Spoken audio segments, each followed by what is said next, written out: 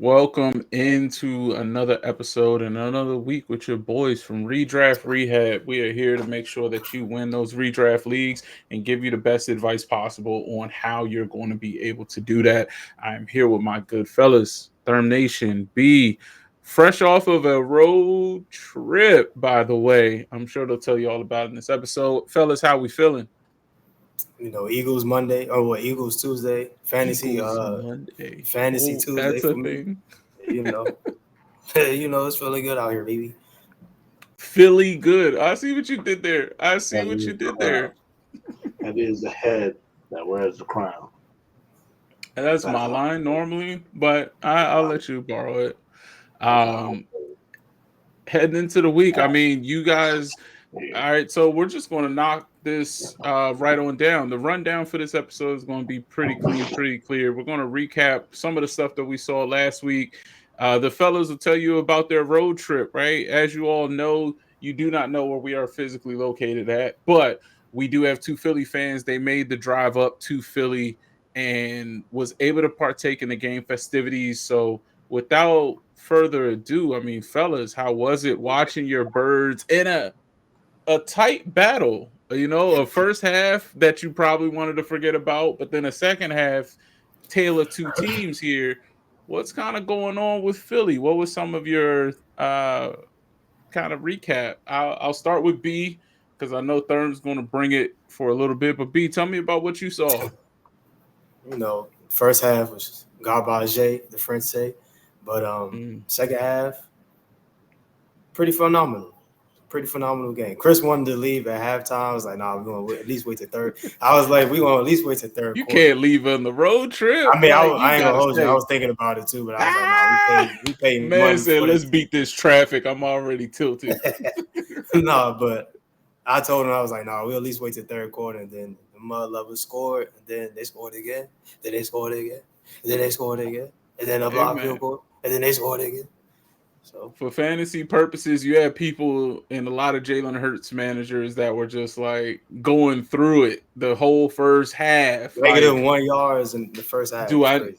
do I need to go pick up Daniel Jones, Aaron Rodgers? Like they Nah, none of wondering that. those things, and then out of nowhere, I mean, he put the cape on and saved the day. Third, Went from you're rank about to be one of 15 them to rank people 6. that's outside of the stadium while the comeback is happening. And your ticket wouldn't rescan. Is that what you was going for?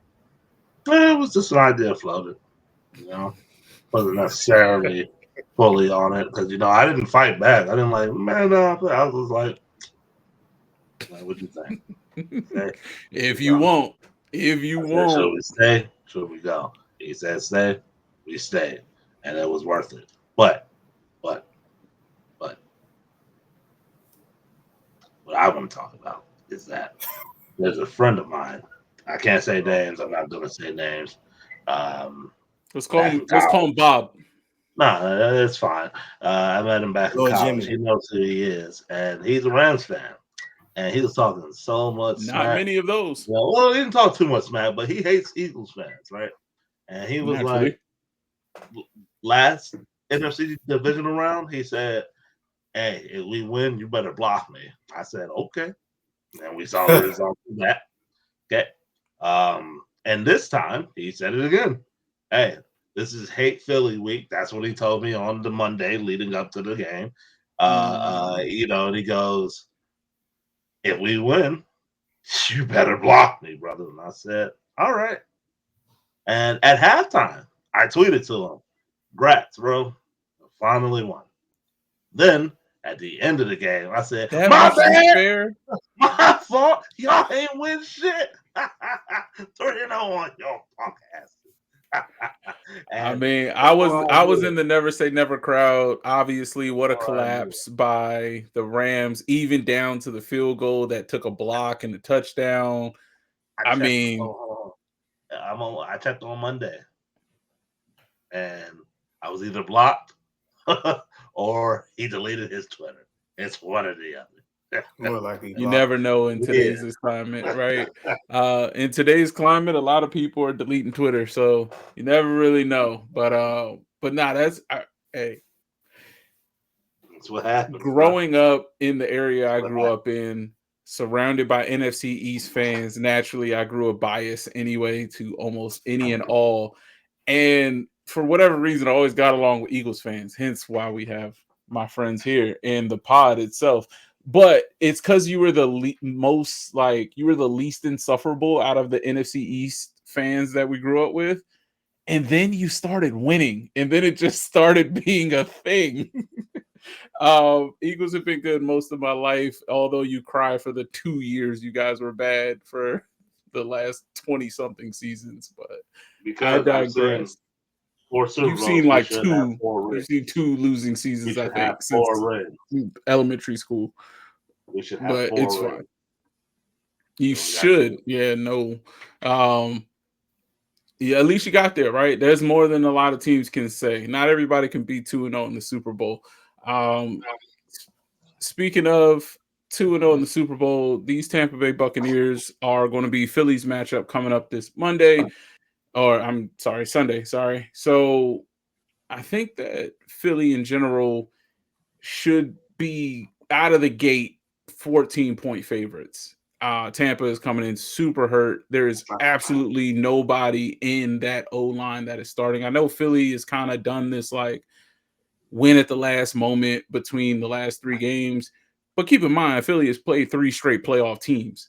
Tampa has also won in the last minute, but those 3 teams that Tampa's won against are looking like 3 of the worst teams in the league: the Jets, the Falcons, and the Texans. So I'm not looking forward to this game. I really think Philly is going to win by at least 2 scores. That's just how I'm doing it. There's not a reverse jinx. I promise you. I said this on another pod last week that the Jets had a chance with Tampa, despite being a 7-point favorite in that game. But I'm interested to see what the lines come out at. I just want to correct you. It's only 2 playoff teams. And now a third one with Tampa Bay. The Dallas Cowboys were not a playoff team last year. They will not be one this year at all. Possible? I don't know. No, it's not. I don't know. I will say their defense I'll say is terrible. Tampa. I'll say between Dallas is a better team than both the Falcons, the Texans, and the Jets, which is the 3 opponents that Tampa has played.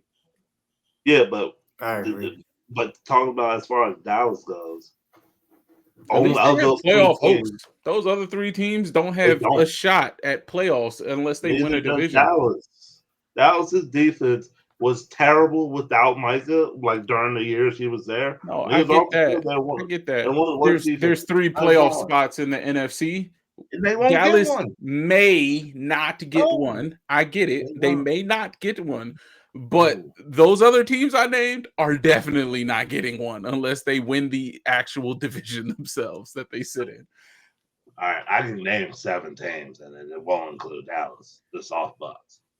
And I guarantee you they won't include the Atlanta Falcons, the Houston Texans, or the New York Jets either. Well, the Houston Texans and the Jets are the NFC, so I don't care about them, to tell you the truth. But that's my point that I'm making, is that Philly's opponents have been better than Tampa's opponents, and both teams needed last-minute drives to win every game that they have this season so far.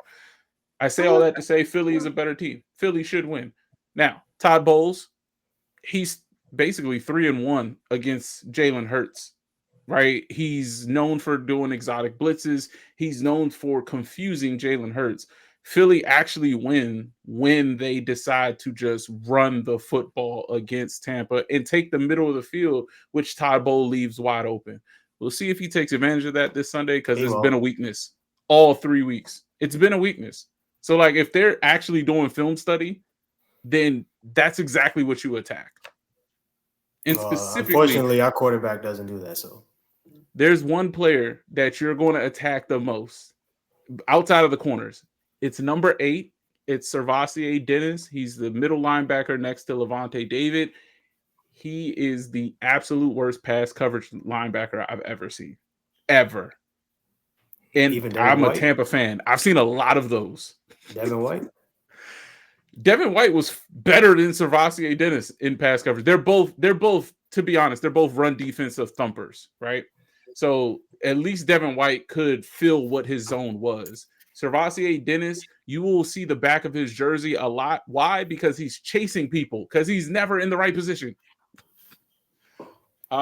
But I digress. It's going to be a good Sunday for fantasy matchups. Just letting you all know, because again, this is a fantasy podcast. We do a couple of occasional in-game analysis, but Mike Evans is going to be down. Chris Godwin looks iffy to return. Sterling Shepard, who knows? I wouldn't want to start anybody but Ibuka from Tampa Bay in And this Bucky. game. I'm not even too sure about Bucky because, again, Tampa's going to be playing from behind, I think. Pause. But Bucky So, still gets a lot of touches, so that's why I say you still start him. but Bucky's not the pass game running back. Rashad White is, because Bucky But is he's still getting 5'6" and like can't pass block. 78% of the touches. No, in these last 3 games, Tampa's been up. I think Philly is going to be up early, meaning we're going to stop running the ball. So Rashad White, the passing game running back, is probably going to be in more because we're not going to be able to hold a block against Philly. That's my assumption. Truth be told, you more than likely have to start Bucky. I mean, depending on where you draft. You're gonna have to, bro. Regardless. No, I'm for sure. I highly doubt you have 3 other running backs on the roster that you can supplant Bucky with, but I would not look for some huge day from Bucky, right? Sure. This is not the week for that, in my opinion. And with Philly, I mean, the corners are going to eat. Saquon's going to eat. Jalen Hurts is going to eat. This defense is giving up a lot, especially to mobile quarterbacks. So I think. Are we in the buy sell portion? I'm sorry. Not to interrupt you. Are we in the, because you just mentioned something, and I just wanted to know if we're in the buy sell portion yet. Not yet. Not yet. But what we can talk about is going to be we'll get to buying low and selling high on certain trade candidates. Unless your buy low, sell high ends up to be a Philly player or a Tampa player, since we're on the subject. Do you have one from either of those teams? I do. All right. Let me have it, Therm. And why is it AJ Brown? It's not. It's actually Saquon. I doubt you'll find someone who ever has them. But if you have someone on your team who has them, you should try to get them, because what I think and what I'm hoping is that the second half wasn't a fluke. And by that, I'm really talking about from a play calling perspective. I know Jalen Hurts can make the throws. I'm not worried about that. It's from the play calling perspective. If we can go back to the 2022 offense, which was, in my opinion, the best offense we've had in the Jalen Hurts era, it's better than what last year was. Because that year was a true pick your poison. It was, you stack the box to stop Miles Sanders, and I know Miles Sanders, but still, that year he was having a good year. If you stack the box to stop our run game, that's what I'm gonna say. Our run game. It's like, okay, we're just gonna dog you in the pass game, and Jalen would throw for about 2 to 250 a game, 3 touchdowns. And if you said, okay, we're gonna have extra DBs back there so we can stop AJ and double Smitty and AJ and stop that. We're just gonna hand the ball off to Miles Sanders, to Kenny G, and Jalen Hurts is gonna take it as well. And we were dogging people. So if this turns into that, if you can convince the person in your league who has Saquon, you might be able to get a good trade off him, because Saquon owners might be looking to sell based off of the first 3 weeks of him not doing. He hasn't been bad, but he hasn't been. Who would you sell him for, though? Like, in my opinion, the only return you're going to get from Saquon is another first round pick. So if we're talking about somebody that's a first round pick, you're either trying to get, if you're going running back for running back here, a Bijan, a Gibbs, maybe even a CMC with the usage that he has. But like, I mean, I don't know who you would trade Saquon necessarily for at this point. It could be multiple players, and I don't know. I'm just saying, it's possible that Saquon owners could be looking to sell. He had 16 in the first game, I think 15 in the second, and then like 8. You know what I'm saying? 8 or 6. And then, I think Saquon is still the workhorse regardless. So in my opinion, if you've already invested a top 5 pick overall in him, you are probably staying unless somebody gives you an offer you can't refuse, right? Like Godfather style. And you're looking at packaging a first and a third round I'm not talent, saying probably. it's not me saying sell Saquon. I'm saying if you are someone who does not Try to have buy low. try to buy.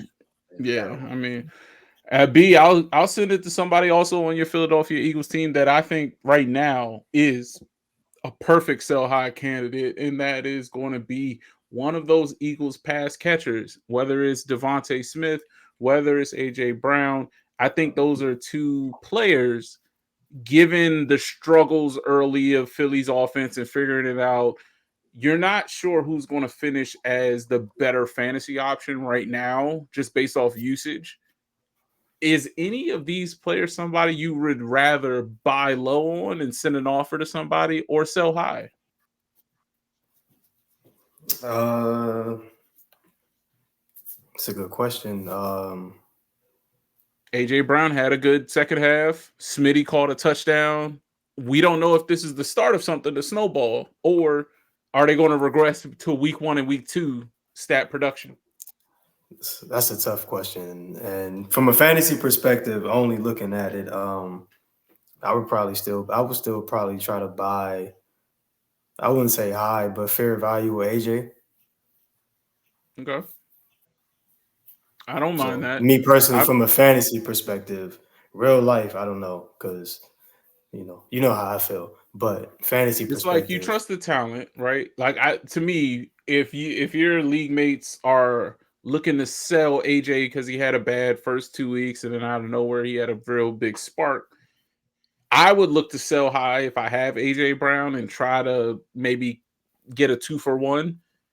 If I'm going to buy a target personally, I look to Devontae Smith just because, I mean, the kid just gets 1,000 yards and touchdowns. It's not going to look pretty. You're not sure which week he's going to go off, but as a flex option, if you can try to buy low on him, I know he scored a touchdown, so people might be thinking he's turning the corner. But like for me, I think you can get Devontae Smith for less. So I would try to buy Devontae Smith before his role shapes up in this offense, which I think is going to be the role Jalen Hurts targets the most.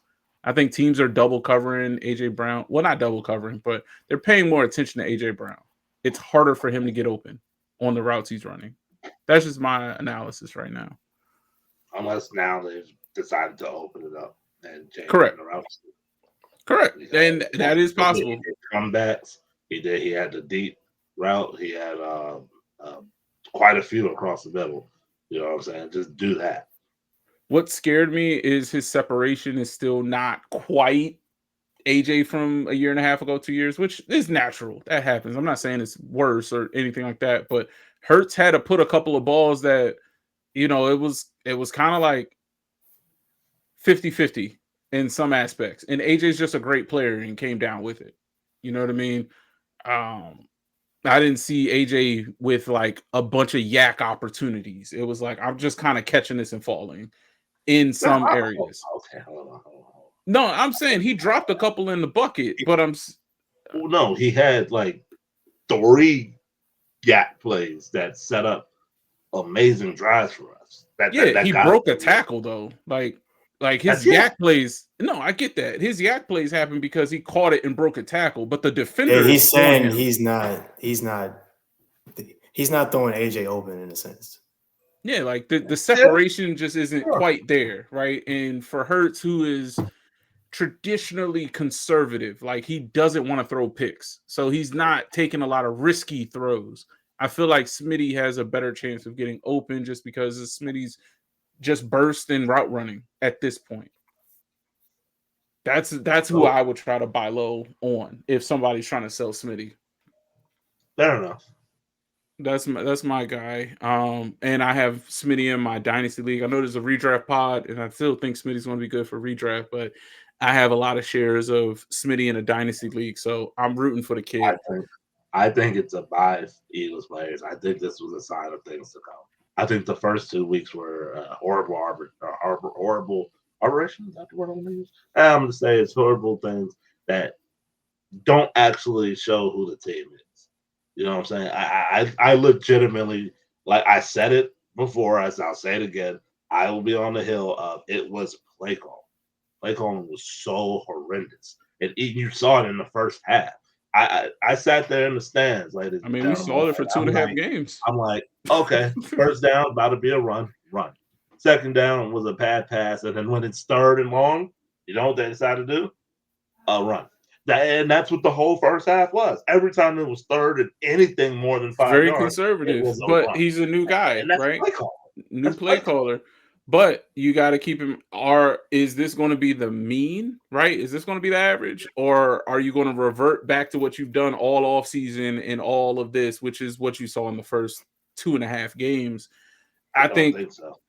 I think that what you saw in this offense was like a fuck it, we're down anyway. Let's just try some stuff, and it worked. So hopefully you build on that. I like that positive momentum, but that's going to carry us right into kind of like the last two topics we'll talk about before we get out of here today. And again, I know not heavy fantasy related. We might throw some waivers out as we talk about this, um, but I wanted to just analyze kind of what we see from a football perspective today.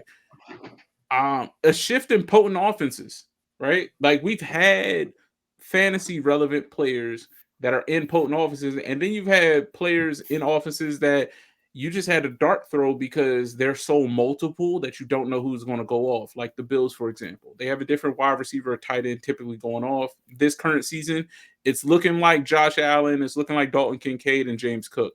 The wide receivers are a dart throw every week as to who's going to actually produce. Kansas City is looking the same way. I know they have Xavier Worthy down. Rashee Rice is still suspended. So those are the two guys that they want to get a lot of the offense to. But right now, Kansas City's having trouble. Detroit, I mean, we just saw on last night, right? Monday night, they went against the Ravens. It's a Monra show. It's the running back show. Jameson Williams, he was open on so many plays, but Jared Goff is just looking at his first read. So I watched that game because obviously I'm a Jameson Williams owner in fantasy, but he's open so often it makes no sense. But they're just so fixated on giving Amon-Ra 14 targets a game. So there's that. The question I want to pose to you, B, first: is there a shift in potent offenses? Like, are we starting to see newcomers come into this league and start to be better options potentially for fantasy or real life? Are some of these offenses that were used to being great suddenly falling off?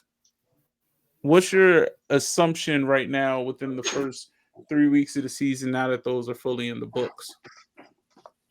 Well, me personally, I really don't fully assess teams until week 4, so the jury is still out because there's a lot of kinks and nuances and new play callers and whatnot. So A lot of bad usually matchups I too. don't. Yeah, that too. But usually I don't really judge teams until after week 4. But I would say defenses are catching up to the offense of at least philosophy that this era has been using, more of the deep passing. And so a lot of defenses are now playing like cover 2 instead of playing quarters now. So that's why you've seen a lot of low passing numbers from most quarterbacks in the league. So I would I say think that's fair. the defense is more caught up to the offenses. The offenses are still potent, but the defense they get paid too. So That was all the rage last year, right? It was defenses leaving too high safeties and preventing explosive plays. So now offenses are forced to basically run crossers in dump the 10 ball yards off. or less routes. Yeah, it's a lot of drop offs. And then the defense just gang Swarm. tackles. Yeah. So I, I think that shifting in the guard is confusing quite a lot of offensive coordinators that were just copying homework anyway. I think some of those teams that just refuse to adapt are kind of getting left behind in those offenses. And I'm looking at a lot of those McVay clones. I'm looking at a lot of those Kyle Shanahan disciples. Some of them are starting to get figured out because the league has been studying you for so long. So But there's also to that. piggyback on that, I think a lot of the teams that have really good running backs, because defense are playing more zone, a lot of those running backs are actually flourishing more now. So I think the value of running backs in the future for like next couple to 3 years will be, for at least fantasy purposes, might be higher. Like I think will appreciate more running backs because defenses are playing more zone, so more opportunity. Therm, I mean, how are you looking at that? Like, are you seeing a shift in just running back values? Are we in a resurgence of the running back position? Is that what we're seeing? I mean, as far as real life goes, yeah, but as far as fantasy life goes, I don't think it ever left. I've always been like, get a running back. Running back points are always going to be worth more. They're always going to have more opportunities than wide receivers. The only issue with running backs is do they have an offensive line? Because as I'm sure Ashton Genty owners are finding out, you don't got an offensive line, it kind of don't matter how good the running back is. They're There's a going to lot of lose. them. There's They're Ashton going to lose. Genty, Tony You know? Pollard. Um, It's just what you can go happens. down the list. There's a couple of good running backs that are stuck behind bad O lines that it's just not looking. I mean, I'm gonna be honest. Tampa, right? Bucky's not having the season that he's supposed to be having, but he's a very good talent. It's just Tampa right now. They're starting one offensive lineman that played with Right. them last year at the moment, and currently that's a center that was undersized anyway. That's currently playing left tackle because Tristan Wirfs is injured. So literally the entire line is out of position or picked off of practice squads at this And point. this does not apply to Saquon. His problems aren't because of the offensive line. It's because they're just stacking the box the last 3 weeks, telling Yeah. us, hey, throw it if you want to win because we're not going to let Saquon do it. So, and that's why I'm And then, hoping it's changing going forward. Yeah. oh yeah, for Philly, I mean, we talk about that shift in potent offenses. One of the things that I wanted to cover as well is, can Kansas City be trusted anymore? Whether that's fantasy or real life, are they the guinea pig that everybody's been studying for how to beat from an offensive perspective? Is how to get to Big Red. And I know Big Red still schemes them open, and right now it feels like the skill position players are just letting them down because the people are open. But just want to leave it open to the fellas. Like, is Kansas City a team that you trust, whether that is in real life or in fantasy with a lot of the players that they have? Waiver wire target Tyquan Thornton, right? He's out there. Waiver wire targets Kareem Hunt. Like, they have people, but do I want to spend the fab on them anymore? So I'm going to tackle that. I do still trust Kansas City. They will still make the playoffs. As far as real life goes, they'll be fine. As far as fantasy goes, it's been tough. So here's the thing: I wouldn't draft or currently own any of their running backs. Their running back room is terrible. Their run game has been awful for like 3 years now. Pacheco, unfortunately, hasn't looked good since his injury, and I do not foresee it getting better. As far as Kareem Hunt goes, he's right now is probably the best 1 yard running back in the league. Like if Kansas City needs that first down because it's 3rd and 1, Kareem Hunt gets it I think every that is single time. reserved for Jalen Hurts, by the way. But it's just the truth. I said running back. It's Uh, just you, the truth. best player at the one. I mean, best player with But 1 I'm yard. saying, I feel that, but I'm saying, like every time Kansas City needed 1 yard, Kareem Hunt's always got it. And the Yeah. thing about that is you can't trust that in fantasy. You know what I'm saying? You No. hope it's a goal line, but it might not be. But when the season goes on, if you have Rashee Rice, if you're like me, Rashee Rice is going to come back in about 2 games and he's going to cook because Mahomes is going to feed him because he's been waiting for his fucking guy to come back and he's going to feed him. And then as far as Worthy goes, look, when I saw that injury, I assumed he's just going to be out for the year. You know what I'm saying? I assumed that, but if he's going to play, then when they're all on the field, it's going to be very dangerous. Yeah, I personally, as an Xavier Worthy owner, I have faith that he will be shot up with so much Toradol he won't know his shoulder exists. But I do think that it's football, right? Eventually, you're going to get hit. You're going to take a hit there, and that probably is going to be not pleasant. The good thing about Worthy is he's so fast that I'm assuming the routes that he's going to get upon his return are all going to be down the field, flies, stretch the field to the point where you're not worried about getting a hit. He's not. They're not going to send him over the middle. That's what they're going to send Rashid Rice to go do, right? And Juju Smith-Schuster. So I like Kansas City's offense.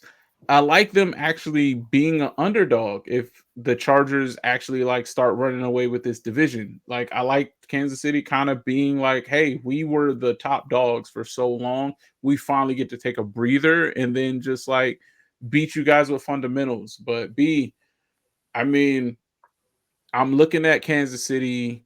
I'm looking at some of these other potent offices like San Francisco, teams that we were just used to being great, right? Always has a player that you can really lean on. Does Kansas City kind of have a player, whether fantasy or real life, that you're willing to hitch the wagon to at this point? No, I need to wait and see. I'm Got not. Mahomes. I need to wait and see. I'm not impressed. There's other value, at least from a fantasy perspective, other value out there. Did the luster wear off? I feel like teams are kind of not punking them, but I feel like teams are finally like they see they're vulnerable. Like you see the bully bleed a little bit, and you're like, oh, now we can actually hit you. You know what I mean? Yeah, so Like I that's think what it looks like. I think their mystique has worn off. That's what I I'm do getting at. believe Yeah, that. like Except for the Bills and the Ravens. But for everybody else, I think it's gone. Why the Bills and the Ravens? Because playoffs. That's it. Every playoff. I think they overcomplicate it. I think they go into the game thinking they have to do 100 things, and they forget the one thing that they do that got them there. And I look at the Chiefs almost in like basketball, how when teams play the Warriors and they feel like they got to shoot threes with Steph Curry and Klay Thompson, like back in the day. And it's like, fam, like just play your game. Like you're not going to be better than them at shooting threes. But people try to like assume the game plan that the Kansas City has, like we got to use a lot of motion, we got to use quick stuff, we got to confuse people, and it's like, fam, just run the ball, like it's fine. uh Kansas City isn't some 50 point a game juggernaut.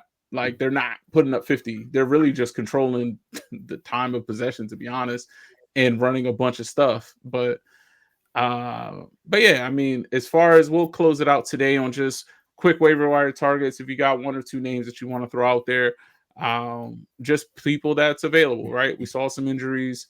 We saw the Commanders' backfield get interesting with a couple of different stats. Me personally, still believe in Bill, Ja'Cory Krosky Merritt, right? Like I still believe in that guy.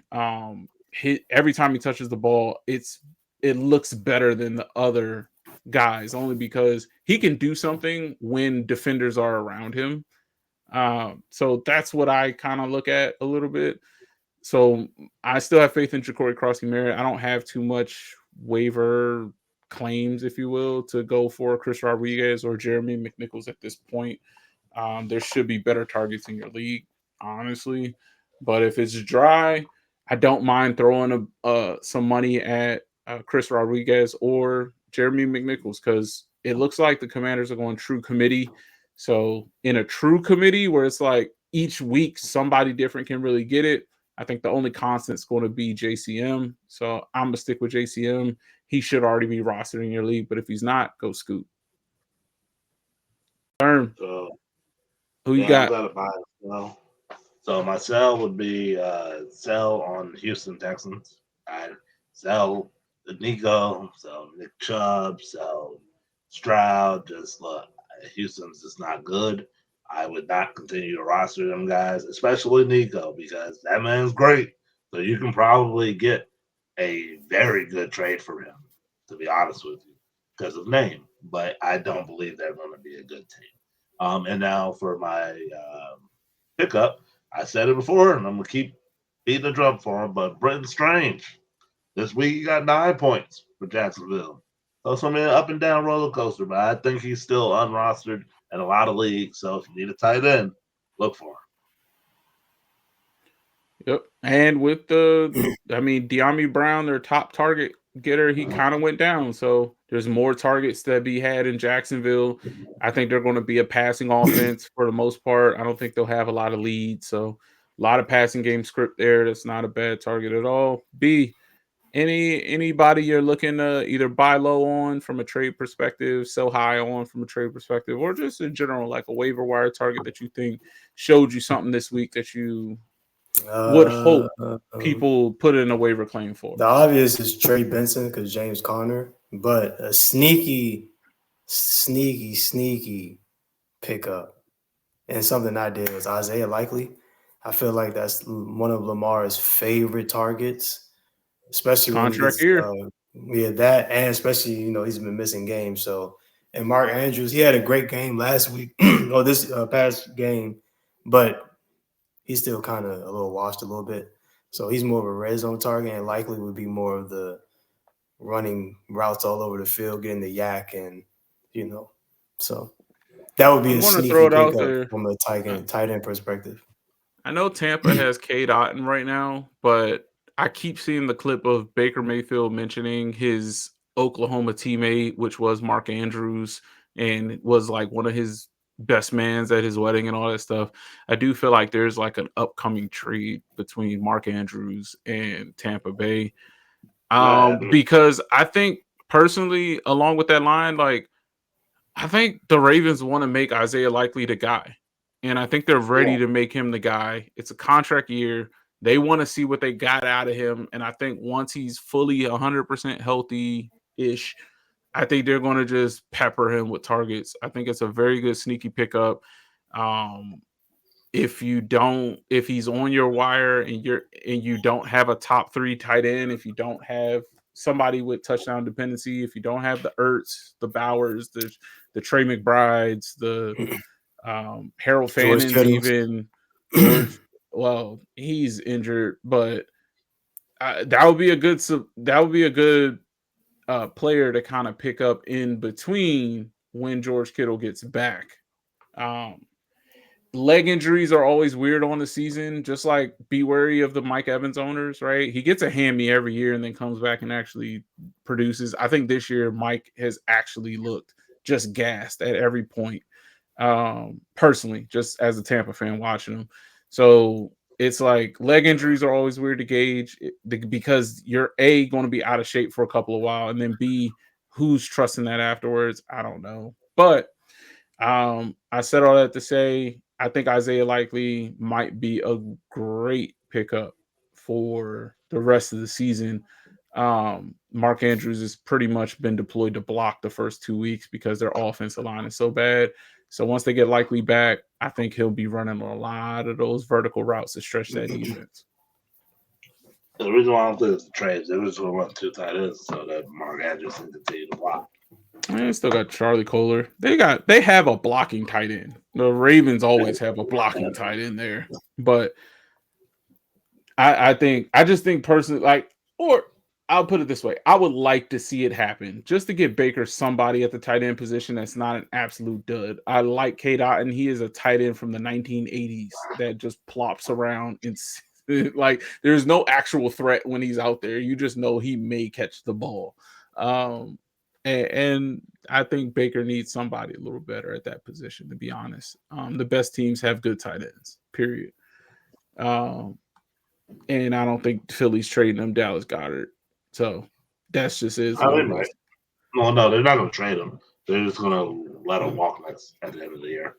And well, there was rumors that Tampa was looking when Cade Otton got hurt and Dallas Goedert's name popped up a couple of times, but I don't think Philly would trade him to a team that's also 3-0 like them, right? Like you wouldn't trade him to a competition. Early this year, I think they're going to draft one early, first or second round. Wouldn't be mad at it, but at any rate, that's what we have today for this week for you all. I know this was a heavier like NFL type of episode. We got you guys a couple of good waiver targets in there in between and a little bit of analysis that should help influence what's already on rosters. We'll see you next week with the normal. The fellas will be looking at a couple of good heavy trade targets as well as some waiver wire pickups. I think this week, I personally, if you're in a fab league, I wouldn't spend too much this week. I think we're still a tad early. And I think after this week's games passes, you should be ready to start dumping fab. I think you'll start dumping fabs in the Luther Burdens. We'll see if the Tory Hortons, we'll see a couple of different guys start shaking out. A couple of rookie running backs may start getting some shine. We'll see how that ends up playing out. But for the fellas, what we can say is help win your leagues, and we'll see you next week. Out.